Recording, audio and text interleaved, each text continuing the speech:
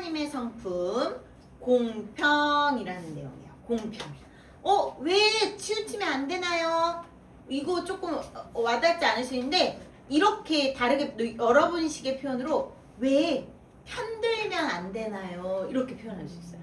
여러분들이 친구들 사이에 나랑 친한 친구, 나랑 좀 안 친한 친구, 그리고 나랑 이렇게 막 좋은 감정이 있는 친구, 그리고 내가 싫어하는 친구, 이렇게 우리 항상 있지요? 학교에 항상 있어요. 있을 수 있어요. 전도사님도 직장 생활하면서 직장 안에서도 전도사님이랑 좀 좋은 감정인 사람이 있지만 안 좋은 감정인 사람도 있어요.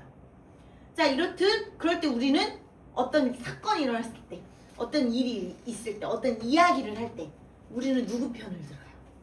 나랑 좋은 감정이 있는 사람, 나랑 친한 친구 편을 들지요?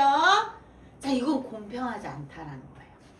이렇게 편을 드는 거 치우치다. 그 치우치는 것의 반대는 공평하다.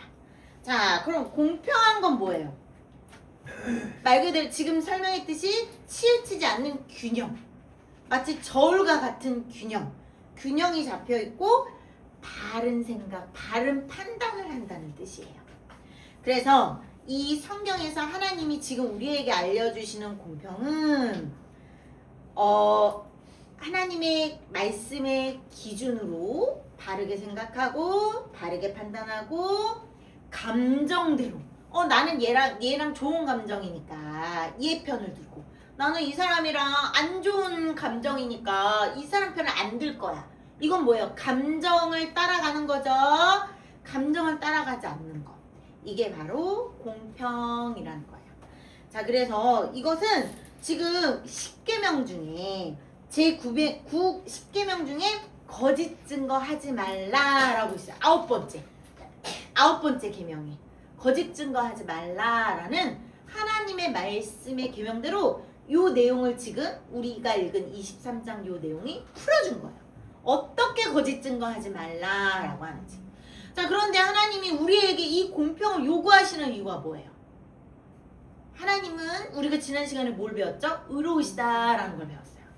하나님의 의로우심대로 공평하게 정의롭게 얘들아 너희의 교회 공동체를 그리고 가정을 그리고 우리나라 대한민국 그리고 전 세계 각 사람들 각 나라 사람들 하나님을 섬기는 사람들이 이 하나님의 의로움으로 공의롭게 정의롭게 이 모든 사회를 그렇게 기준을 잡고 가야 돼.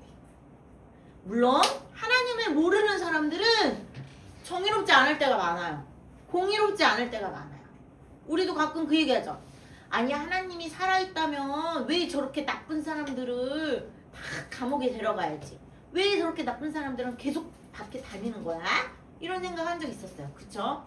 하지만 하나님은 정말 사회를 공의롭고 정의롭게 그리고 교회 공동체 안에서도 공의롭게 정의롭게 운영해 나아가시며 성장하도록 하기 위해 누구에게 하라고 명령하세요? 바로 우리에게.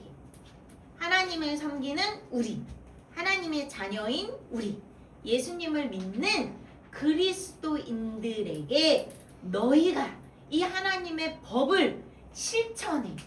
그러면 우리의 가정, 우리의 교회 공동체, 우리의 사회가 공의롭고 정의롭게 될 거야. 공평하게 될 거야. 다른 하나님을 모르는 사람들은 공평하게 행동하지 않아요, 여러분. 그쵸? 우리 학교에서도 그런 거 느끼죠? 어떤 친구 보면 자기랑 친한 친구 편만 들어. 어떤 친구를 보면 자기한테 잘해주는 사람한테만 잘해줘. 되게 그것 때문에 억울하고 속상하고 공평하지 않아서 막 슬퍼했던 적이 되게 많았을 거예요, 여러분들. 특히 초등학교 때. 그죠? 중고등학교 가면 조금 덜해요. 그런데 초등학교 때. 자, 그런데 이것은 어른이 되어도 직장생활 속에 있을 수가 있어요. 우리 교회 안에도 있을 수 있어요. 자, 그래서 우리는 어떻게 해야 된다고요? 이 하나님의 성품의 공평에 대해서 한번 배워봅시다. 그래서 오늘 이 말씀 속에 우리가 1절, 2절을 한번 보세요. 1절, 2절. 거짓된 풍설을 퍼뜨리지 말래요. 자, 이거 뭔지 알아요? 악플. 여러분, 악플 뭐예요? 우리 핸드폰 다 있죠? 연예인들 무슨 사건 터지면 악플을 달아요. 내가 그럴 줄 알았어. 저 처음부터 좀 그런 싹이 보이더라. 이런 이상한 악플을 달아요. 마치 전도사님이 해본 것처럼 얘기하죠. 그리고 이런 거짓된 어떤 소문이나 그런 거 가지고 친구들, 우리 인스타 많이 하죠. 중고등학생들, 우리 초등은 아직 몰라요. 친구들 인스타 많이 해요. 거기에다가 다른 계정으로 악플을 달아요. 막 그런 식으로 친구 한 명을 막 능욕해요. SNS에서. 그게 뭐예요? 거짓된 풍설을 퍼뜨리는 거래요.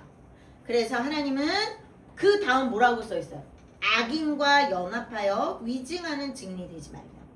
자, 거짓 풍설을 터뜨리는 것은 내가 악한 사람, 악인이 되기도 하고 악한 사람과 손을 맞잡는 거랑 똑같아요.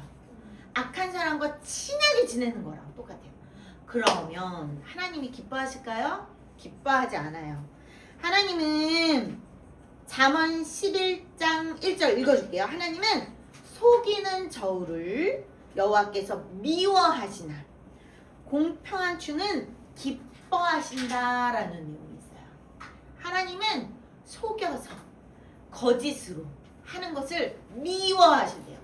자, 여러분 집에서 엄마 아빠 미움을 받는다고 생각해봐요. 우리 여기 친구들은 아무도 없어요.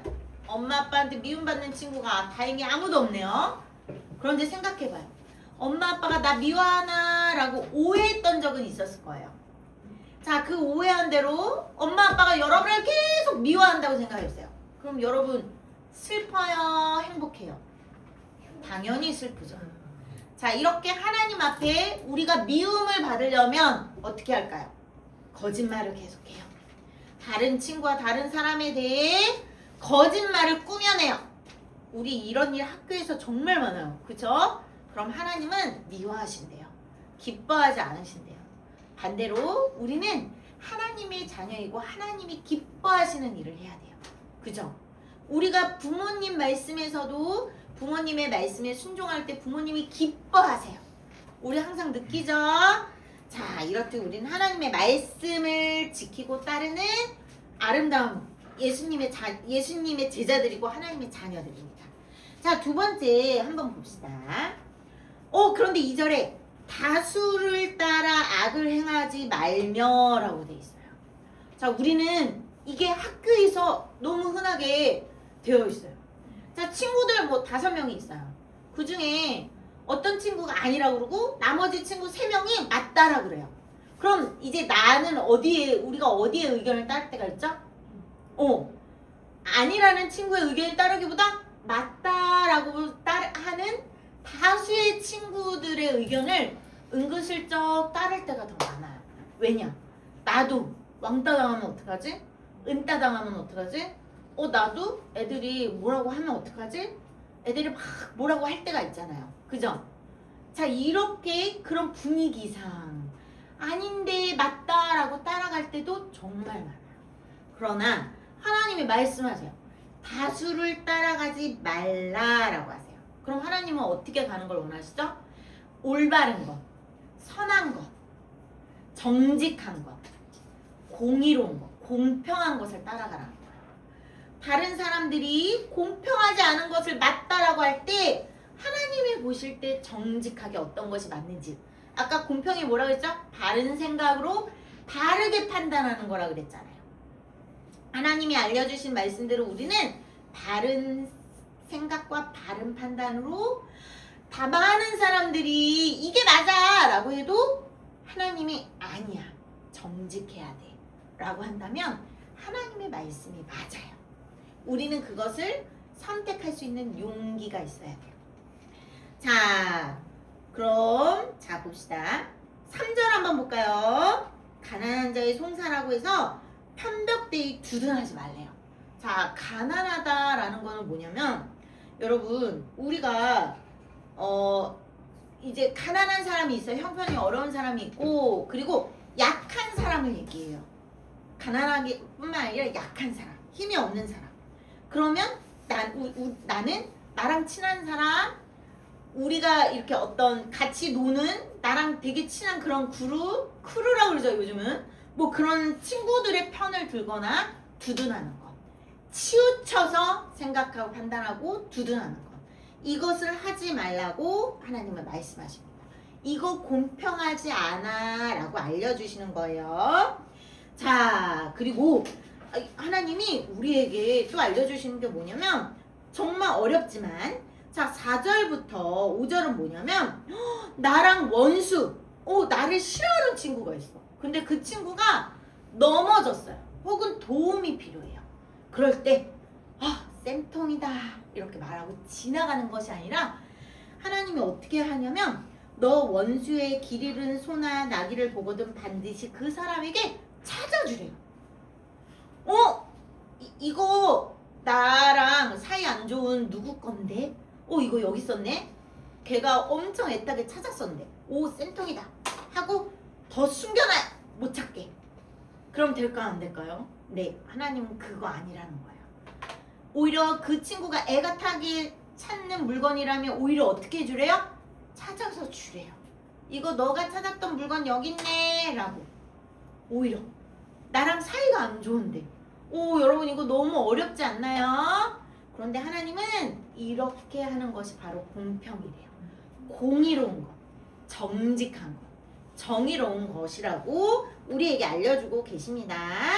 그래서 나를 미워하는 사람이 도움이 필요할 때 도와주래요. 그리고 자,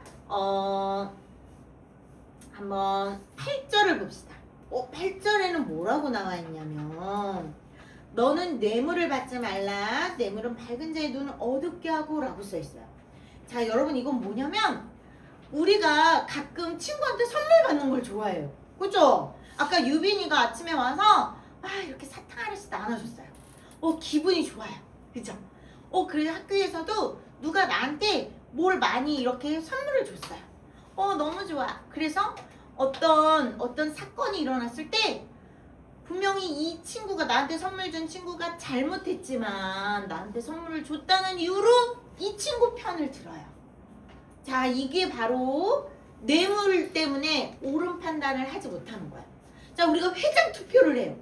근데 그 회장이 몰래, 선생님 몰래, 요즘은 부정선거하면 안 되죠. 회장을 뽑을 때. 그런데 선생님 몰래 이미 두 쫑크를 다 돌렸어. 내가 먹었어, 두 쫑크를. 자, 그럼 누구를 뽑아야 된다는 생각을 하죠? 두 쫑크를 돌린 후보를 양심상 뽑아야 돼요. 이게 바로 두 쫑크는 뭐예요? 뇌물이에요. 옳은 판단을 할 수 없게 만들어요. 하나님은 바로 이걸 하지 말라는 거예요. 뇌물을 받지 말라.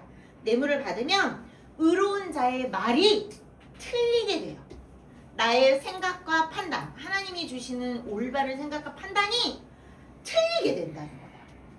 그래서 여러분 어떠한 것도 그 친구가 준 것에 현혹되고 넘어가고 나의 생각과 나의 판단이 이렇게 틀리게 될 수 있다는 것을 우리가 기억하고 하나님 말씀대로 우리는 오늘 배운 이 내용 거짓 증거하지 말고 거짓말 퍼뜨리지 말고 나를 미워하는 사람을 도와줘야 할 때 도움이 필요할 땐 도와주고 그리고 뇌물을 받지 않는 것 이거 되게 중요합니다. 자, 그래서 한 가지 예를 들어볼게요. 우리나라 국가대표 스포츠 중에 올림픽만 나가면 꼭 1등하는 게 있어요. 개인전이든 단체든. 바로 뭐죠? 양궁이에요. 자, 그게 왜 그러냐면 계속 역대 올림픽에서 대한민국은 양궁으로 최고야! 라고 전 세계 사람들이 인정하는 그 이유가 뭐냐면 양궁은 자, 여러분 안타깝지만 축구, 농구, 야구 여러 스포츠가 있지만 그 여러 스포츠의 유명한 국가대표로 선수가 나오기 위해선 선발전이라는 거예요. 선발전. 국가대표를 뽑는 선발전. 그런데 이 국가대표를 뽑는 선발전조차도 어디 학교를 나왔냐에 따라서 그런 서열이 되게 중요하대요. 우리나라 유명한 스케이트, 유도 이런 것들 특히 되게 심하고 그럼 어디 학교를 나왔냐, 어느 교수님, 어느 감독님, 어느 코치 밑에서 배웠냐 이런 게 되게 중요하대요. 자, 이거는 불공평해요. 이건 공평한 게 아니에요. 자, 그런데 유일한 양궁은 어디 학교를 나왔는지 어느 감독님 밑에서 배웠는지 중요하지 않대요. 오로지 공정한 심사를 통해서 어느 대회를 계속 공정한 대회를 열어서 누구든지 어느 학교를 나왔든 어느 감독님 밑에 있었든 서울에서 했든 저기 지방 시골에서 했든 실력 하나만을 가지고 양궁 국가대표 선수를 뽑는데요. 아주 공평하게. 그래서 그 공평한 대회에서 뽑힌 우리나라 국가대표 선수들이 세계 올림픽에 나가서 모두 1위를 하는 거래요. 그러니까 모두 실력 발휘를 할 수가 있대요. 자, 여러분, 어느 학교를 나왔냐, 다른 종목처럼 어느 학교를 나왔냐, 그래, 이 학교 최고지, 이 학교 학생들 더 많이 오세요 라고 뽑으면 진짜 제대로 된 실력 있는 사람을 뽑을 수 있어요, 없어요? 없어요. 자, 여러분 요즘 그 추성훈 아재 알아요? 추성훈 아재는 원래 유도 선수였어요. 그런데 한국에서도 잘하는 사람이었지만 일본에서 태어난 사람이기에 한국의 유도로 유명한 대학을 나오지 않았대요. 그렇다는 이유로 우리나라에서 국가대표를 할 수가 없었대요. 끝까지 오랫동안 할 수가 없었대요. 자, 이런 것처럼 한국에서 어떤 유도로 유명한 대학을 안 나왔기 때문에 너는 아무리 실력이 좋아도 국가대표 할 수 없어 라고 하는 불공정함이 엄청 많아요.